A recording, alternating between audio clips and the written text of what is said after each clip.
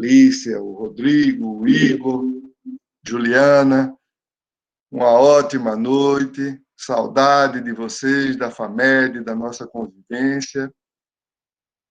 Novos tempos virão e, com certeza, 2021, com a vacina, estaremos de novo lá na FAMED, contribuindo para a formação de vocês, que é uma coisa que eu tenho me dedicado integralmente nos últimos anos. Eu fui convidado pela Júlia e pela Lívia, representando as ligas, para falar das operações fundamentais, que também tem uma denominação de tempos cirúrgicos ou operações fundamentais.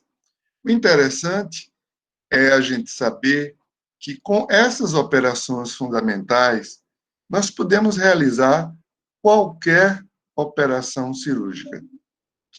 Aproveitando para lhes dizer que a cirurgia é uma ciência e uma operação cirúrgica é o ato no qual se realiza o tratamento obedecendo os princípios que a ciência cirurgia desenvolve. Eu quero discutir com vocês um pouco. Vocês devem ter visto em muitas aulas na internet diérese, hemostasia, exérese e síntese. Professor, Vocês vão ver. Desculpa, o seu slide não está aparecendo ainda. Como? As suas telas não estão aparecendo ainda. Os slides. Não estão? Não.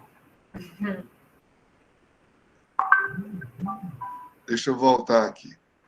Se eu entrar na reunião Ah, tá. e põe apresentar agora, como eu te mostrar. Ah, tá bom. Deixa eu ver. É porque apresentar agora, ok. Tela inteira. Isso.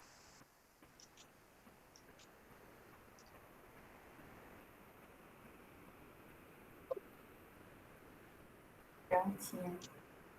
E agora? Agora Apareceu? estou vendo. Agora estou vendo. Tá ótimo, Júlia. Vamos em frente. Vamos. Então, essas... Ouvindo bem, né, Júlia? Sim, estamos escutando. Pode apertar só em ocultar aí embaixo para facilitar a visualização, por favor. Tá bom. Obrigada. Nada. Então, vocês devem ter visto aí algumas aulas de hérese, hemostasia, síntese e exérese. Nós, na disciplina de bases da técnica cirúrgica, a gente aprendeu com outros autores que a exérese é a cirurgia propriamente dita. Então, ela não faz parte das operações fundamentais, ao contrário do que muita gente pensa. A exérese é um conjunto de manobras baseadas na diérese, na síntese e na hemostasia, que resultam na cirurgia propriamente dita, ou na operação cirúrgica propriamente dita. Mas eu estou alertando vocês, porque vocês vão ver essa descrição da exérese como sendo um tempo cirúrgico. E, na realidade, ele é a cirurgia propriamente dita. Então, vocês vão ver agora que a medicina fala grego e latim. Então, vocês vão aprender ao longo do tempo que nós não falamos vamos realizar a exérese da vesícula, vamos realizar a exérese de uma hérnia, vamos realizar a exérese de um baço. Não. Nós temos uma nomenclatura própria e, com o tempo, vocês vão aprendendo gradativamente e progressivamente a usar os prefixos e os sufixos que geralmente vêm do grego e do latim. Então, adeno se refere a uma glândula, cisto se refere à bexiga, cistotomia, cistectomia, cole, vesícula, oftalmo, olhos, procto, reto, salpinge, são as trompas de Falópio, espleno, baço, flebo, veias. Então, esses sufixos, eles, juntamente com o nome do órgão a ser abordado cirurgicamente, ele vai obter um nome, e esse nome, ele por si só, já vai significar o que o ato cirúrgico vai realizar sobre este órgão ou sobre essa estrutura anatômica. Por exemplo, o médico ele tem que ter essa nomenclatura e entender por que essa nomenclatura, porque muitas coisas são parecidas. Então, quando a gente fala em tomia, a gente fala em incisão, corte, secção. Uma esofagotomia não é retirar o esôfago, é abrir o esôfago.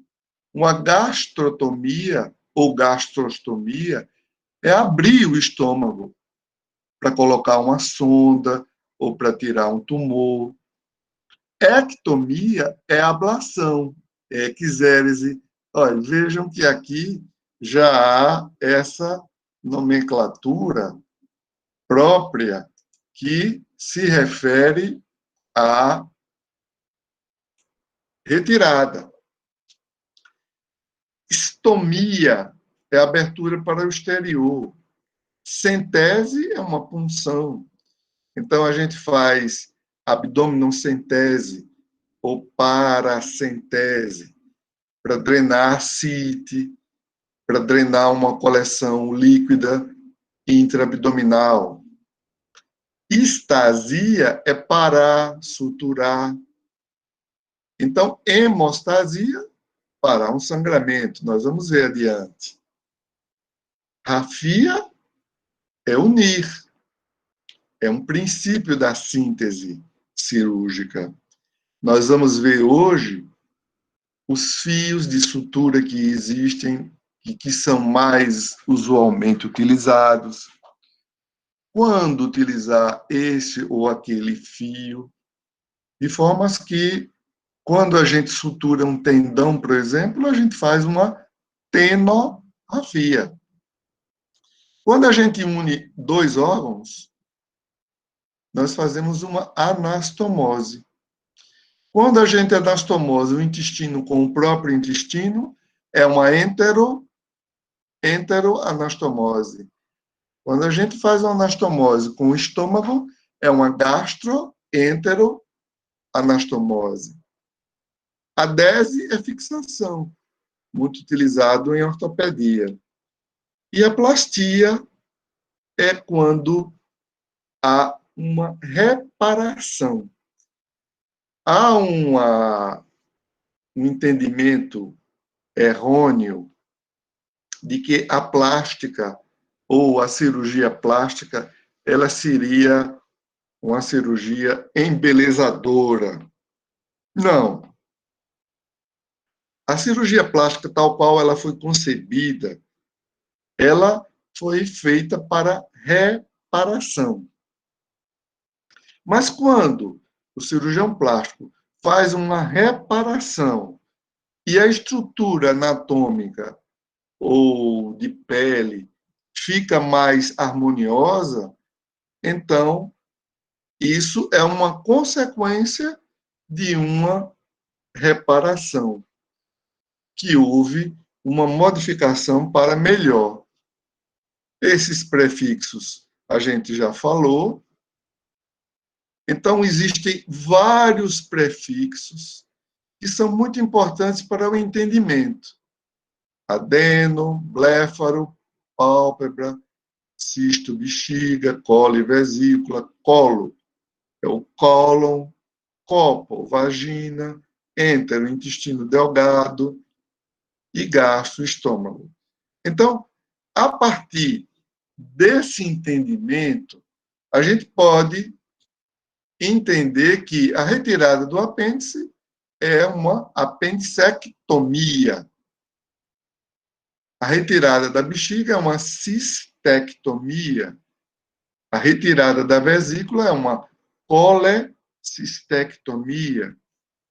Do colo, uma colectomia. De um êmbolo arterial ou venoso, embolectomia. Do esôfago, esofagectomia. Do baço, esplenectomia. Uma fístula, uma fistulectomia. E assim sucessivamente. Isso é importante porque vocês, mesmo alguns não optando no futuro por uma especialidade cirúrgica, vocês vão receber pacientes que têm um laudo de colecistectomia. O ultrassonografista não vai dizer, olha, a vesícula foi retirada. Não. Ele coloca colecistectomia, vesícula ausente. Então, é importante que o médico saiba essa linguagem própria, médica, para a gente entender e conversar. Vamos agora entrar nas operações fundamentais. Vamos entrar agora na parte propriamente dita da nossa conversa, do nosso bate-papo hoje à noite, que são os tempos cirúrgicos. A diérese é a divisão, a incisão, a secção, separação, pode ser feita por punção e divulsão. Bom, vamos imaginar que um paciente vai ser submetido a uma colecistectomia, ou seja, retirada da vesícula biliar, geralmente por cálculos. O cirurgião, para acessar a vesícula biliar, dissecar o pedículo e retirar a vesícula, ele precisa acessar a vesícula, acessar a cavidade peritoneal, através de um procedimento chamado diérese, que pode ser feito por punção com trocáteres para se acessar por videolaparoscopia ou através de uma incisão.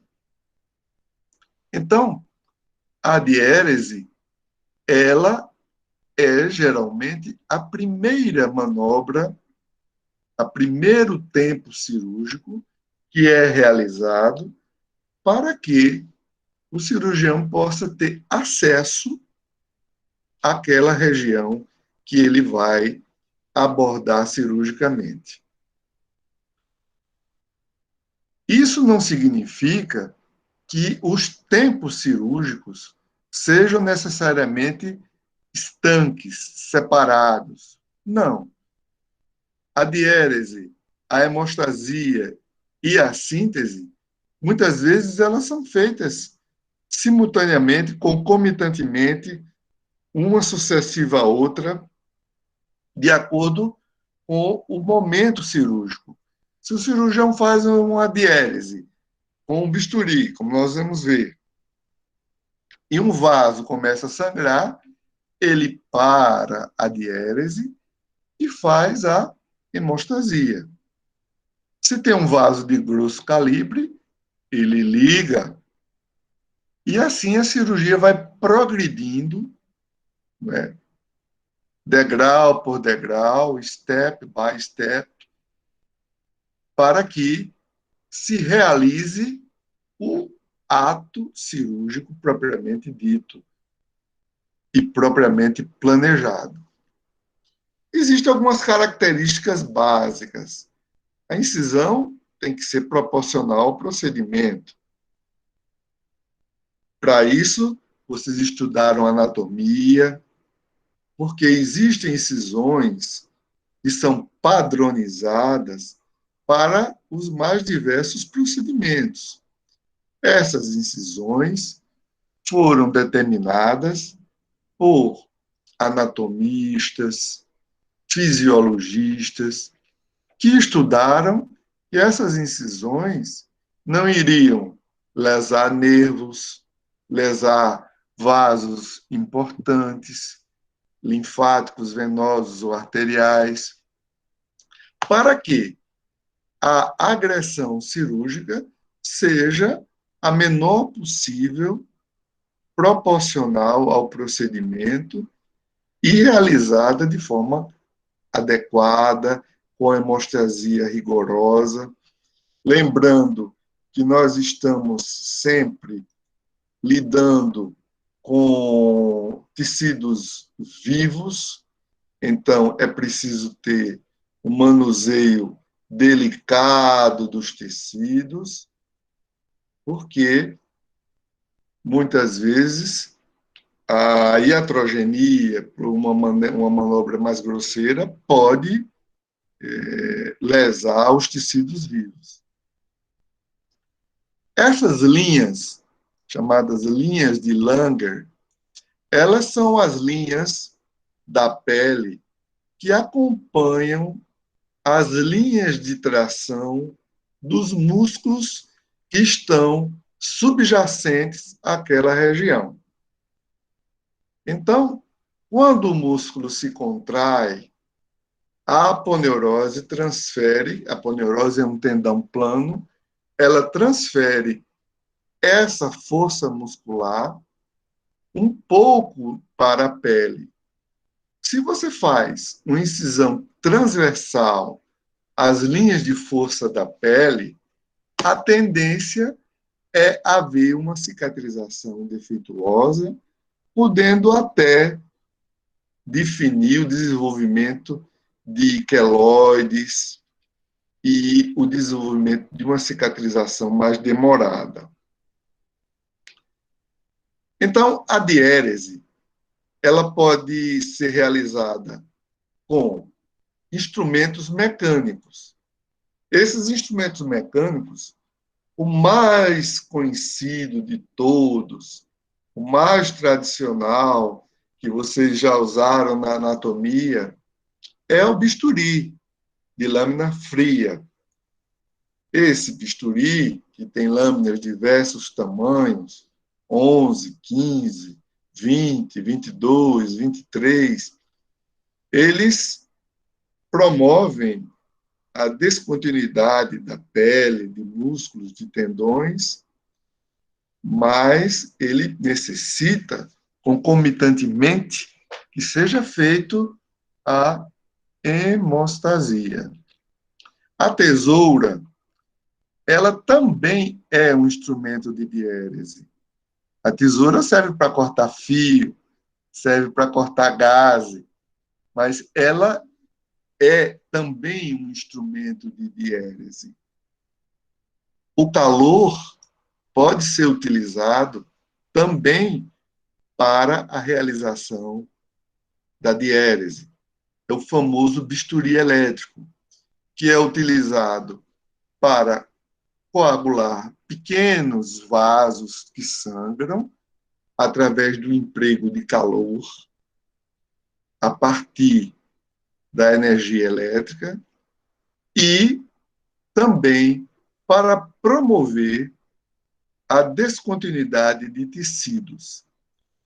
Quando se usa o bisturi para diérese, é preciso ter muito cuidado, colocar o bisturi numa frequência mais baixa, para que a lesão tecidual provocada pelo calor não provoque danos extensos aos tecidos. A criocirurgia, que é muito utilizada para lesões superficiais da pele, como tumores, e para a ablação de verrugas, para a ablação de lesões superficiais de pele, e o CUSA, que foi um avanço muito grande da cirurgia, nós vamos mostrar para vocês, que é o ultrassom, que tem a capacidade de também promover a diérese. Então, essas classificações, magistral, secção, a divulsão, a dilatação, a curetagem e a punção são os tipos mais utilizados na prática médica diária. A magistral, com o bisturi penetrando na pele a 90 graus, percorrendo a incisão a 45, finalizando a 90. A secção, que é feita com tesoura, serra, quando nós estamos lidando com estruturas ósseas, o bisturi frio ou elétrico. Pode ser feita também com bisturi a laser e ultrassom, que é também muito utilizado e foi um grande avanço. A divulsão é uma forma de diérese muito interessante, porque ela não promove danos significativos aos tecidos. Quando nós lidamos com músculos, como, por exemplo, o músculo reto abdominal, que é um músculo muito importante, que se localiza na parede anterior do abdômen, e nós seccionamos o músculo reto para fazer, por exemplo, incisão transversa, é lógico que a cicatrização muscular vai demorar e o dano tecidual será muito maior do que se a gente pudesse simplesmente afastar as fibras musculares longitudinalmente, ao invés de seccioná-las. Então, nós sempre procuramos divulsionar e não seccionar. Quando não é possível, se faz a secção. A dilatação é quando a gente quer aumentar o diâmetro de um canal natural. Pode ser a uretra, canal anal, trajetos fistulosos, o ducto lacrimal. Às vezes, os bebês nascem com obstrução do ducto lacrimal, é o chamado choro seco. Então, o oftalmologista, com um dilatador próprio, ele dilata o canal e a criança volta a chorar com lágrimas. Então, a dilatação é também uma forma de diérese. A curetagem, ela é um sinônimo de raspagem de superfícies anatômicas quando você quer apenas remover uma determinada área aderente àquela estrutura. A curetagem é muito utilizada em obstetrícia, em abortamentos, em pós-partos, para remover restos uterinos, para se fazer biópsias. Você pode fazer curetagem óssea, curetagem uterina. Então, ela é muito utilizada também. E a punção, que é um método mais simples, com instrumentos perfurantes, que pode ser a agulha ou o trocáter, que é um instrumento muito utilizado em cirurgias endoscópicas e laparoscópicas. Quando tiverem dúvidas, fala com a Júlia que ela passa para a minha pergunta, ok? Pode interromper a qualquer momento. Então, repetindo, bisturi, tesoura, pinças de dissecção, tentacânula, estiletes, afastadores. Puxa, afastador também a gente vai ver que ele é um instrumento auxiliar da diérese. Então, esses aqui são os cabos que vocês conhecem, esses diversos tipos de lâmina. E a tesoura mais utilizada é essa aqui, ó. É a tesoura de Metzenbauer. Essa aqui é uma tesoura atraumática, ela tem uma ponta romba, que não promove lesão tecidual. O meu chefe na residência ele dizia: tesoura que entra fechada e sai aberta não faz mal a ninguém. E tesoura que entra aberta e sai fechada, essa tem que ter cuidado. Olha aqui o bisturi elétrico, ele pode ter um controle no dedo para coagular, cortar, e pode ter, é muito comum, um controle no pedal, onde o cirurgião usa no pé.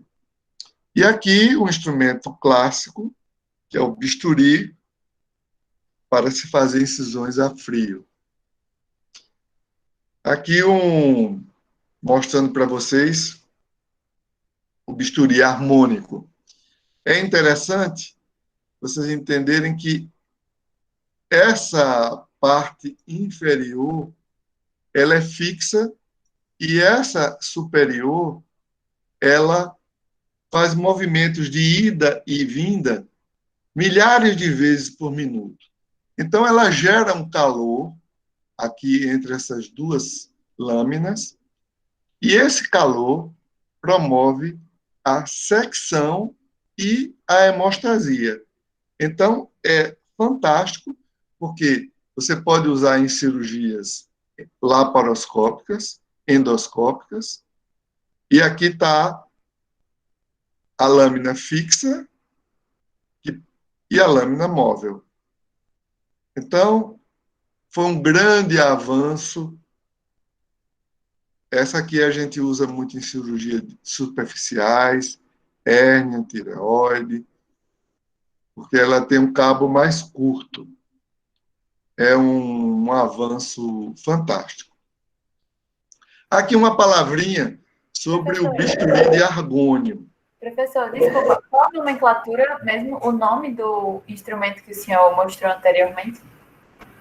É o bisturi harmônico. Harmônico. Obrigada. Harmônico. E aqui o bisturi de argônio. O argônio, como vocês sabem, é um gás. Ele entra nesse aparelho, é liberado através de um condutor e uma pequena faísca elétrica faz esse gás queimar, mas de uma forma muito controlada, de uma forma muito sutil, promovendo a hemostasia de áreas muito restritas e muito localizadas. Ele não é muito utilizado no dia a dia, ele é um bisturi que tem uma utilização maior por endoscopistas, quando eles querem fazer uma ablação de lesões superficiais da mucosa do esôfago e do estômago. Então, alguns endoscopistas fazem uma mucosectomia com argônio no esôfago de Barrett, por exemplo, com displasia.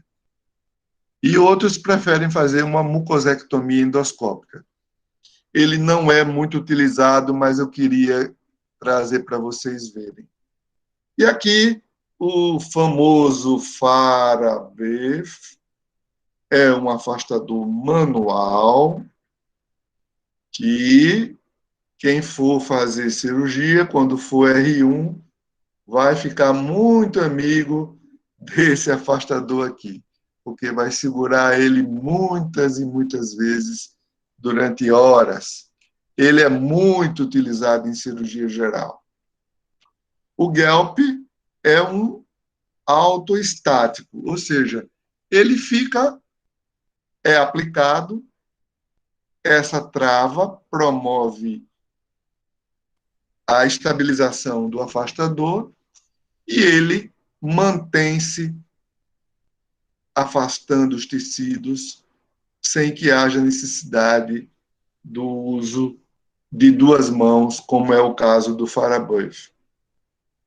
O afastador de Balfour é muito utilizado em cirurgias pélvicas e essa válvula suprapúbica ela pode ser removida e esse afastador fica sendo utilizado em cirurgias abdominais.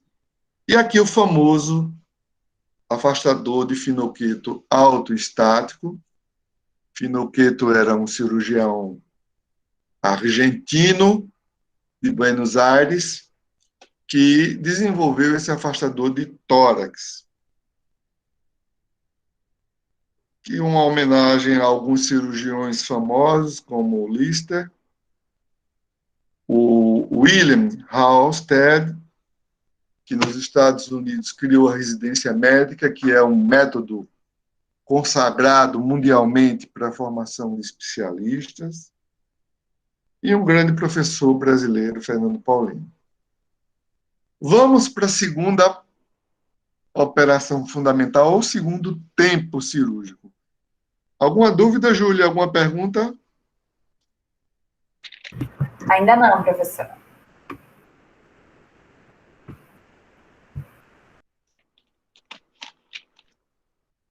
Vamos em frente. Vamos agora falar sobre a hemostasia. Vocês aprenderam que estasia é um prefixo grego que significa parar, estancar, estabilizar. Então, a hemostasia, hemo, sangue, estasia, parar o sangramento. É um conjunto de manobras destinadas a prevenir ou coibir hemorragias. Ela pode ser temporária,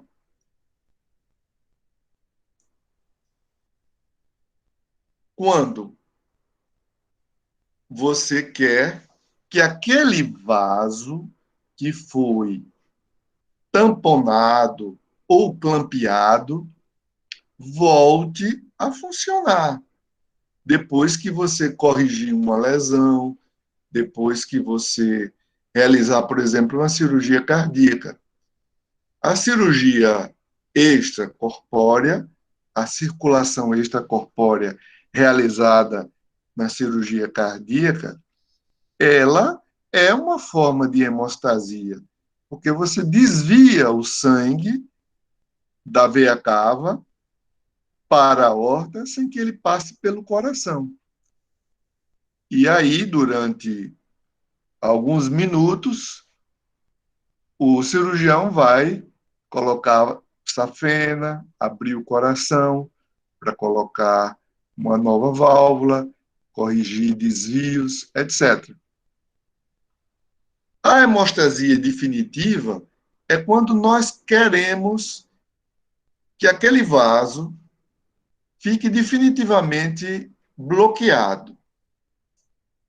A preventiva, ela é quando a gente sabe que vai haver um sangramento se não fizermos a ligadura do vaso, e aí a gente já promove a ligação do vaso, porque a área a ser abordada, ela vai necessitar dessa hemostasia preventiva.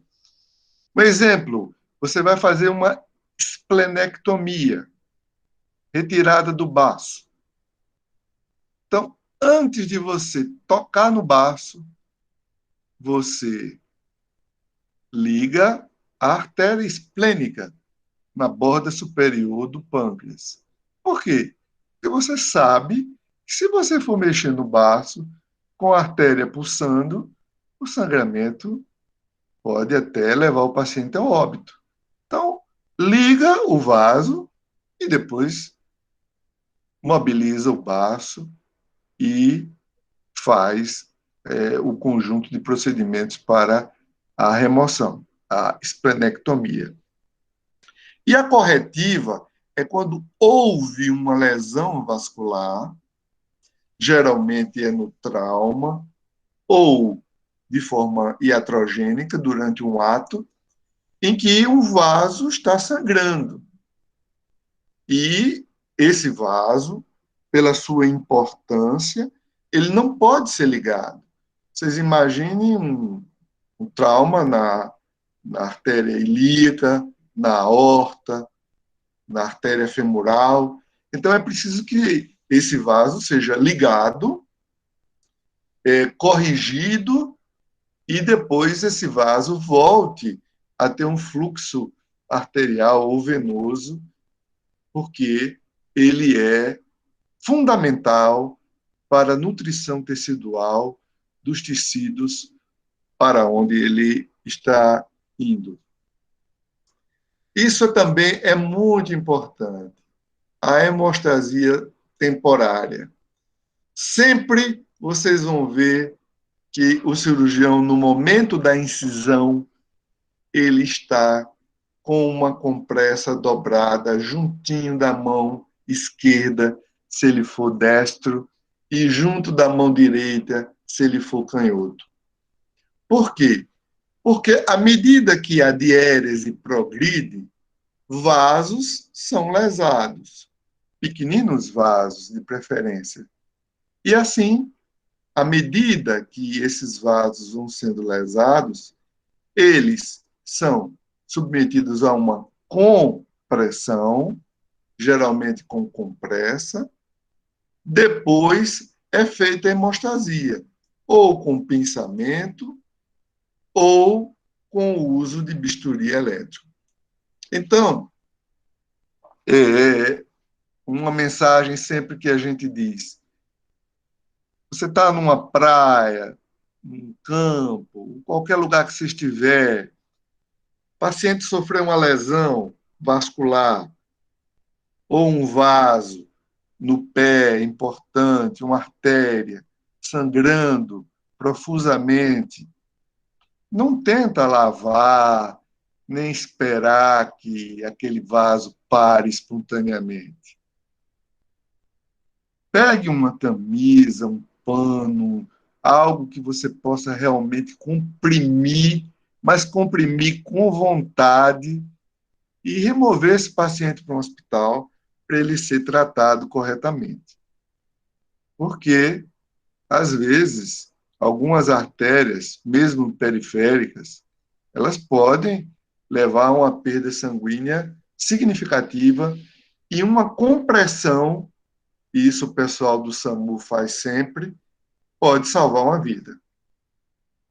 O clampeamento de um tronco vascular, ele é também muito utilizado nas cirurgias pelos cirurgiões vasculares e cardiovasculares, através de clamps atraumáticos que podem se transformar ou fazer uma hemostasia temporária enquanto aquele vaso é corrigido, é tratado, é colocado uma prótese, enfim, qualquer outro procedimento. Os garrotes e torniquetes, eu não recomendo muito vocês fazerem, porque quase sempre é de difícil realização e, geralmente, eles só são realizados com sucesso em ambiente cirúrgico, com as famosas faixas de borracha, chamadas faixas de Smarch, aonde o cirurgião vai fazer uma tenorrafia no pé ou numa extremidade, como a mão, o antebraço, e ele precisa que aquela área esteja sem sangue por alguns minutos. E aí ele promove o garroteamento ou o uso dessas faixas de borracha. Tentar fazer um torniquete, como a gente vê em filmes, com um lenço ou uma corda, geralmente não dá certo. É melhor comprimir. Existem umas esponjas antihemorrágicas que também são muito utilizadas em cirurgias neurológicas, cardíacas, vasculares e na própria cirurgia geral. São vasos pequeninos, hemorragias que a gente chama INAP, e essas esponjas, à base de fibrina, trazem um bom resultado quando bem indicadas. E a hemostasia medicamentosa. A hemostasia medicamentosa, ela é utilizada quando você quer coibir um sangramento através de uma substância que vai esclerosar o vaso temporariamente ou definitivamente.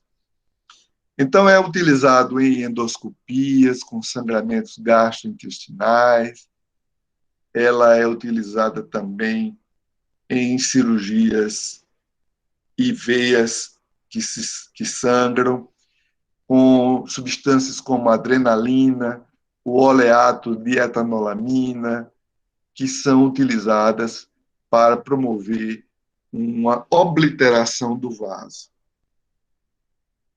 A hemostasia prévia, a gente falou agora há pouco, e a definitiva, que é a interrupção do vaso, e geralmente o vaso fica inviável. Então, antes de ligar um vaso, é preciso ter muita certeza que aquele vaso é aquele que você quer ligar. Então, eu tenho certeza que é a artéria cística, que vai para a vesícula biliar. Não é a artéria hepática direita. Então, vamos ligar. Ligou? Pode ser corrigido depois? Pode, mas é muito difícil. Então, é preciso ter muito cuidado no momento de fazer a hemostasia definitiva. Geralmente, uma ligadura com o nó cirúrgico, a cauterização com calor, eletricidade e bisturi elétrico é feita em pequenos vasos, os vasos de calibre médio e grande, com ligadura sempre. E o grampeamento cirúrgico, muito utilizado em cirurgia laparoscópica. Esses clipes são clipes de tungstênio ou de aço inoxidável.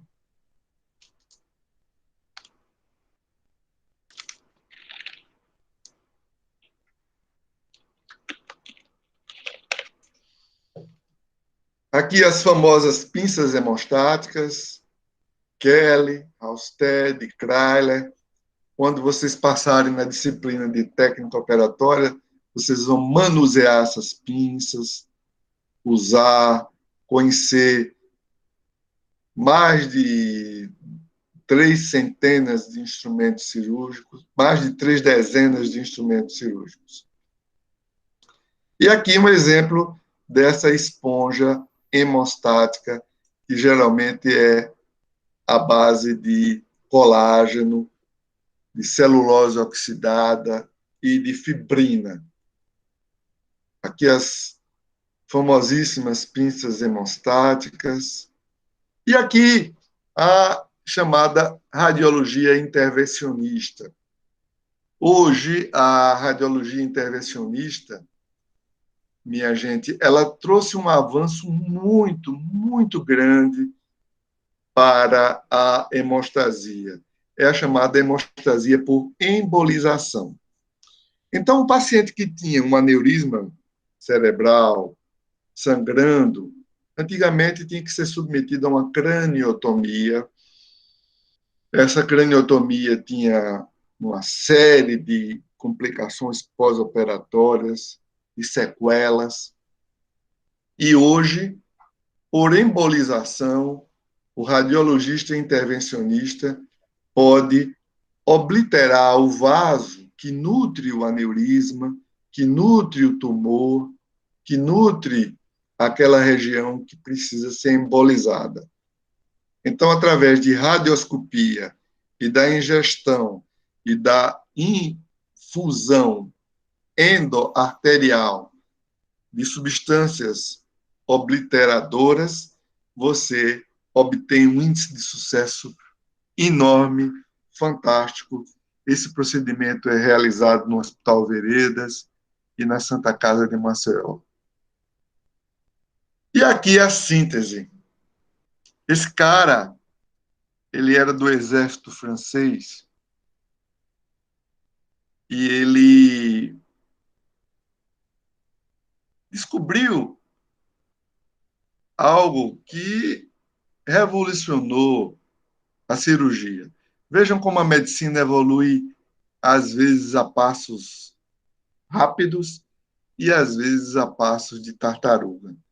Isso foi em 1510, entre 1590, que surgiu esse princípio da síntese, que é você aproximar os tecidos que foram descontinuados com a diérese através de um fio.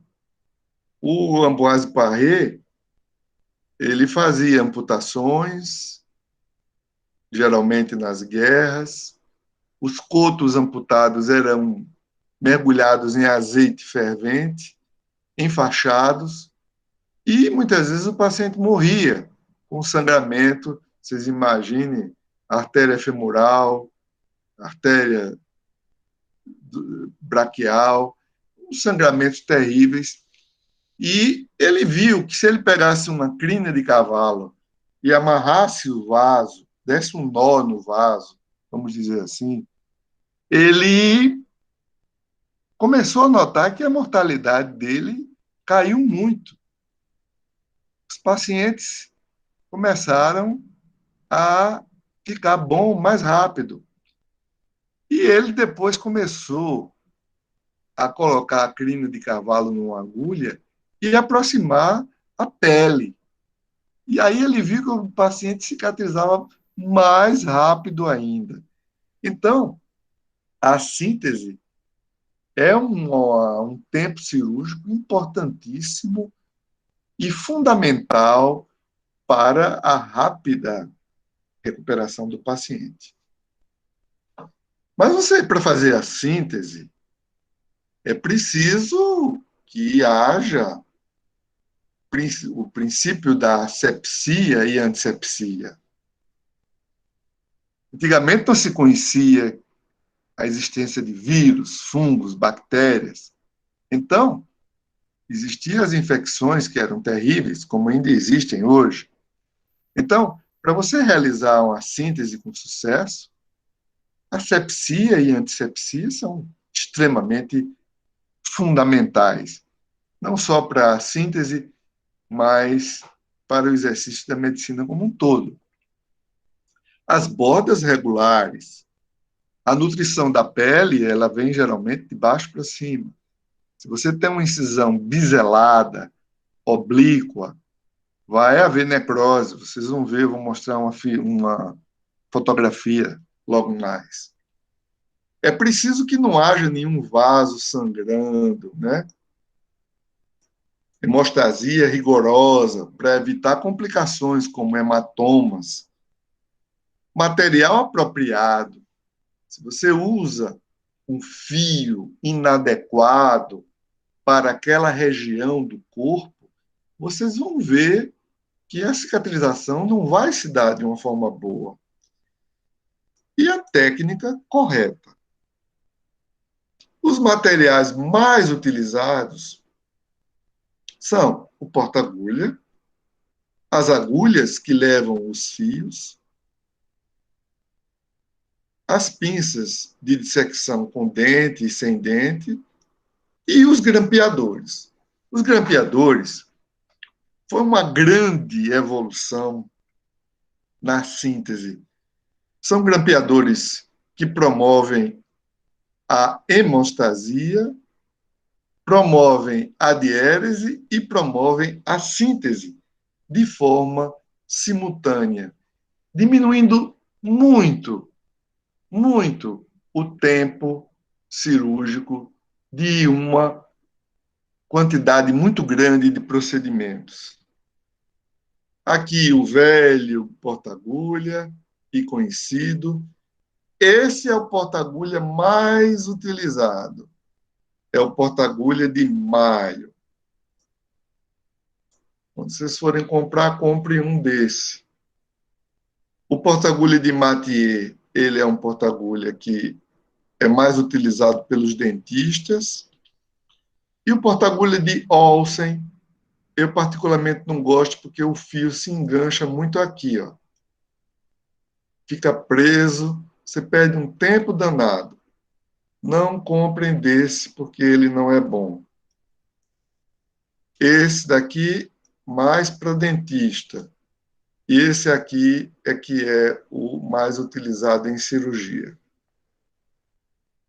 Então, vocês vão ter uma variedade muito grande de agulhas e fios. Eu não vou falar de todos esses tipos de agulha aqui. São agulhas atraumáticas, meia curva, que são geralmente utilizadas em cirurgia laparoscópica. Ela pode ter uma curvatura grande, uma curvatura parcial, um quarto de círculo, meio círculo, 5/8, enfim, a reta. Existe uma variedade muito grande de agulhas que geralmente acompanham o fio, como é o caso aqui, ó. O fio já vem montado na agulha de fábrica. Agora vamos pensar um pouco.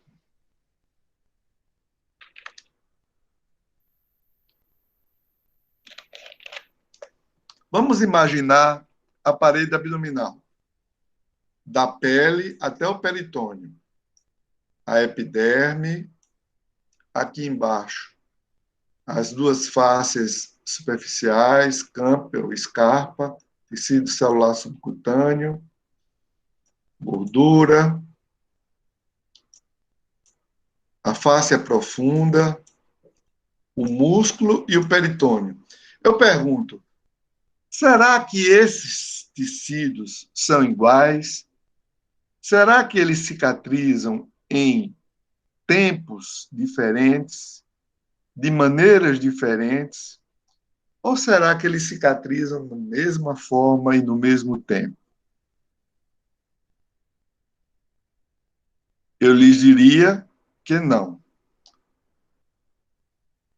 Quanto mais vascularizado o tecido, como o músculo, mais rápido ele cicatriza. A pele é bem vascularizada, cicatriza rápido.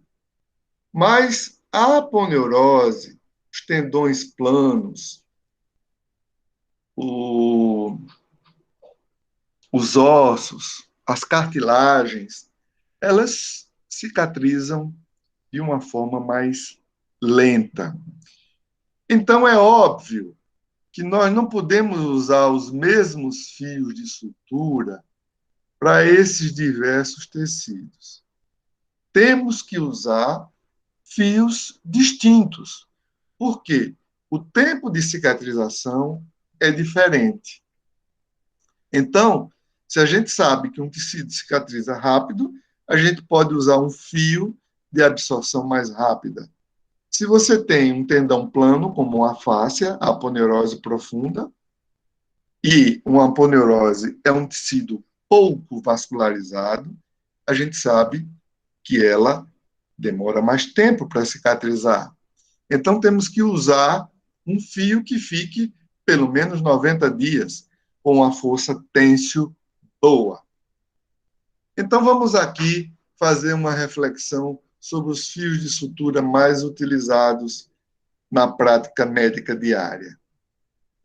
O velho e bom catiguete simples, que é um fio absorvível de origem biológica, ele é absorvido por digestão de macrófagos, os são chamados fagócitos, eles digerem o catiguete através de uma reação inflamatória. E aqui os absorvíveis sintéticos.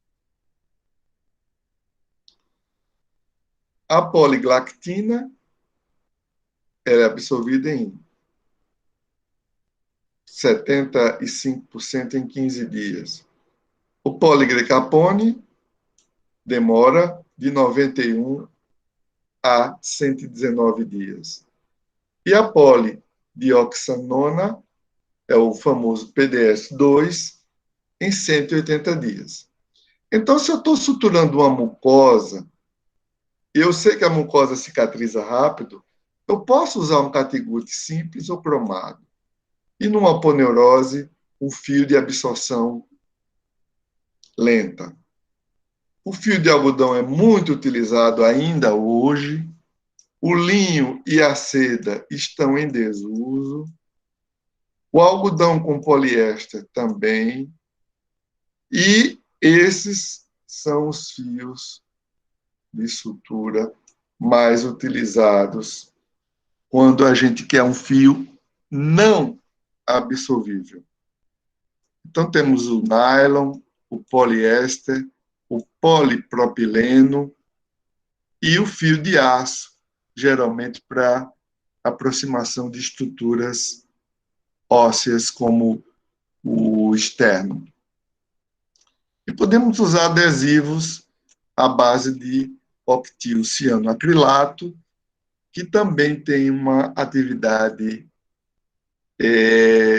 de síntese muito interessante. Vocês não esqueçam essa tabelinha que eu fiz para vocês, que é o seguinte: aqui seria o marco zero. Tudo que está à direita vai aumentando de diâmetro. Então, se você tem um fio 1, ele é mais grosso do que o 0. O fio 2, mais grosso do que o 0. A espessura é maior. E o terceiro, também. E quando a gente vai para a esquerda, então nós temos ao contrário. Quanto mais zeros, mais fino é o fio. Então, o fio 3 zeros, ele é mais fino do que o 0. O 7 zeros é mais fino do que os 5 zeros. Tem 10 zeros, 9 zeros, 8 zeros. Os mais utilizados são os fios 4 zeros, 3 zeros, 2 zeros. O fio zero também é utilizado, mas esses são os mais utilizados para suturar pele no dia a dia, o 4 zeros, o 3 zeros e o 2 zeros. Então, sempre que tiver muitos zeros, muito fino. E sempre que tiver números sem zero, 1, 2, 3, são fios mais grossos que a gente utiliza menos. Aqui o Dermabond, que é uma cola adesiva. Aqui uma coisa interessante, que é um zip stick, que você cola isso nas bordas da ferida e traciona isso. Isso é utilizado por pessoas que estão acampando, alpinistas que levam lesões e não tem condições de suturar, colou, tracionou isso, ele aproxima e mantém aproximado. Se a lesão for superficial, dá bons resultados. São adesivos caros que não são utilizados na prática médica diária, mas são interessantes, queria mostrar para vocês.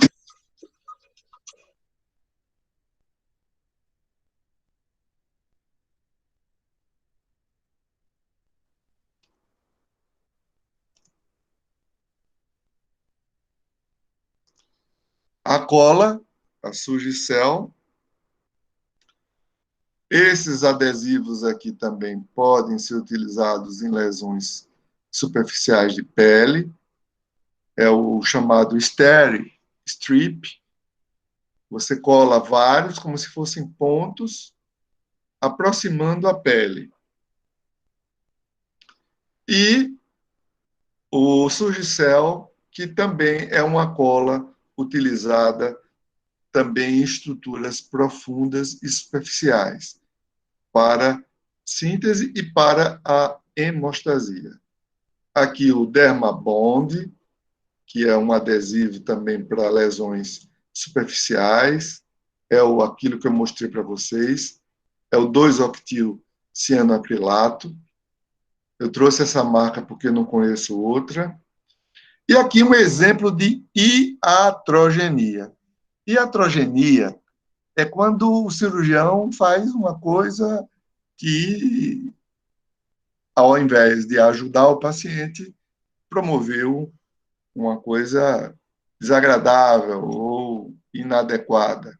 Aqui a gente tem uma área de necrose. Então, isso aqui, a pele é tecido vivo. Se você aperta demais, como se estivesse amarrando o cadastro de um sapato, você vai promover uma isquemia. O sangue vai deixar de chegar nessa região e vai haver uma isquemia. Vocês estão vendo que a pele está preta e a pele vai necrosar e a ferida vai abrir. Então, os tecidos devem ser aproximados docemente, sem muita tensão, para que a pele possa manter o fluxo arterial e venoso e promover a cicatrização. Aqui um exemplo de grampeadores. Esse aqui é um grampeador circular, muito utilizado em cirurgias coloproctológicas. Tem vários tipos. Esses grampeadores são utilizados em cirurgias laparoscópicas. Esse aqui é um grampeador que é muito utilizado em cirurgias pélvicas. Esse também. E aqui um grampeador linear, que, como todos os outros, fazem a secção e fazem a hemostasia simultaneamente. Aqui um closet dos grampeadores circulares. Então, isso aqui tem vários diâmetros, essa cabeça. Você pode utilizar, geralmente, em cirurgias coloretais, intestinais. Aqui, um grampeador linear, que é muito utilizado para cirurgias gastrointestinais. Ele corta e grampeia, fazendo a hemostasia ao mesmo tempo. De acordo com a espessura do estômago, você pode colocar ele na posição azul, amarela ou verde. Essa haste, ela vai e volta. Ela vai cortando e volta, promovendo a sutura. Aqui o Proximate Plus promove a sutura de pele para cirurgião preguiçoso, que não gosta de usar o porta-agulha, ele pode usar o Proximate. E aqui um exemplo de como fica aquele grampeador, que pode ser laparoscópico ou não. Vejam que ele promoveu o corte retilíneo ao nível que a ressecção que o cirurgião tinha estabelecido e fez a hemostasia com um grampeamento triplo. Isso aqui está muito aumentado de tamanho, viu, gente? Esses grampos são muito menores e muito mais delicados. Então, ele promove um grampeamento triplo, promovendo a hemostasia e o selamento dessa estrutura, que no caso é o estômago.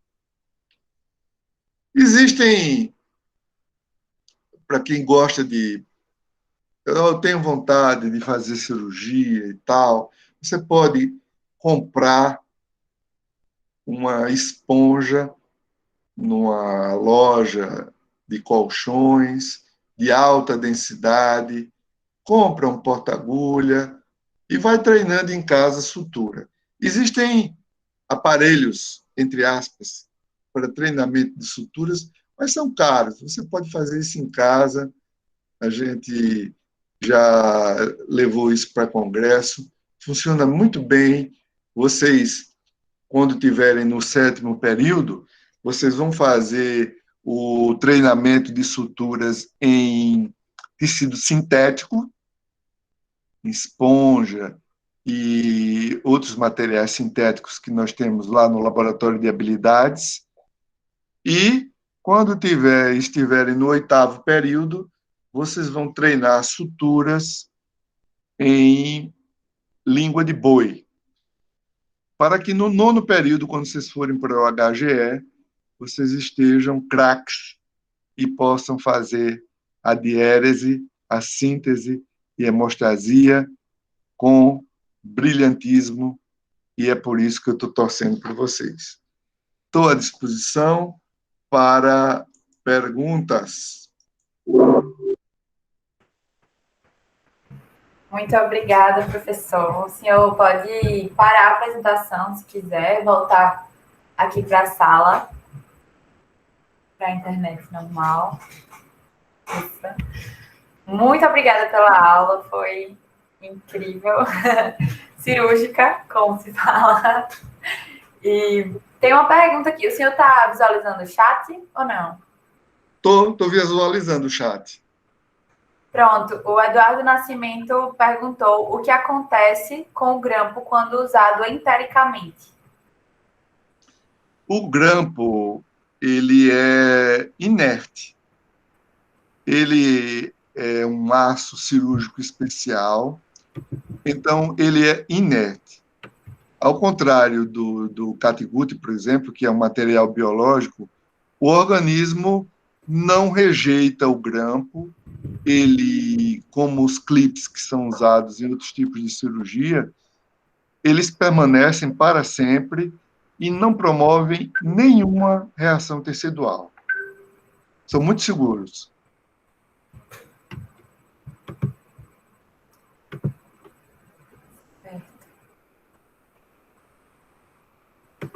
Só um minuto. Até agora, mais nenhuma pergunta. Não sei se vocês estão visualizando. Que eu compartilhei. Só avisando quais serão as aulas do próximo mês, né? Entre as 2 ligas, algumas clínicas, outras cirúrgicas. E, professor, muito obrigada pela aula, foi excelente. E espero que a gente possa se encontrar mais vezes aqui por esse meio. Viu? Muitos elogios aqui no chat que estamos lendo.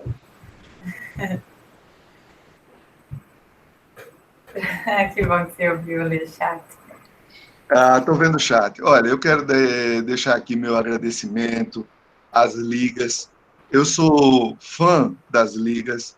Acho que as ligas, elas estimulam muito vocês, porque é muito importante essa convivência entre vocês mesmos, porque vocês estão mostrando um interesse muito grande pela ciência, pelo aprendizado, vocês estão buscando, vocês se reúnem, vocês escolhem os temas. Então, meus parabéns. Eu desejo o máximo de sucesso para vocês nas ligas. E estamos aí à disposição. A Júlia tem meu contato, meu e-mail. Qualquer dúvida, pode passar o meu e-mail. Manda pergunta para o meu e-mail, depois eu respondo com o maior prazer. Estarei sempre à disposição de vocês. Um abração e muito boa noite a todos. Um abraço, professor. Abraço, Boa noite. professor. Muito obrigada. Obrigado. Boa noite. Boa noite.